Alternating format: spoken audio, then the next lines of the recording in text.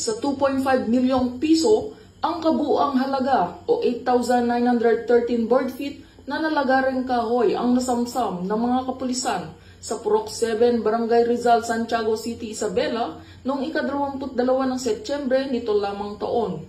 Sa pinagsanib na pwersa ng Criminal Investigation and Detection Group, Isabela Provincial Field Unit, sa ilalim ng pamumuno ni Police Major Rolandolf B. Pugoon, Officer in Charge, katuwang ang CIDG Santiago City Field Unit, Santiago City Police Office at City Mobile Platoon, ay inaresto ang driver ng truck na lulan ang mga nabanggit na illegal na kahoy.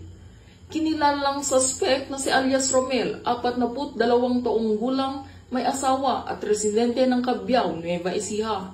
Ayon sa investigasyon, isinagawa ang pag-aresto matapos makatanggap ang mga otoridad ng impormasyon na ang nakumpiskang ebidensya ay kinuha mula sa Paracelis Mountain Province at dadalhin ng suspect sa Bulacan at Nueva Ecija. Kabilang sa mga nasamsam ang 222 piraso ng kahoy ng narra, lumber at features na may iba't ibang sukat na may kabuang 8,913.74 board feet, isang Isuzu Giga 12-wheeler truck wing van at susi, 4 na piraso ng plaka o RCR ng sasakyan. Samantala, pinuri ni Police Brigadier General Roy B. Parenya, Regional Director ng Police Regional Office 2, ang kapulisan dahil sa matagumpay na pagkakahuli ng suspect.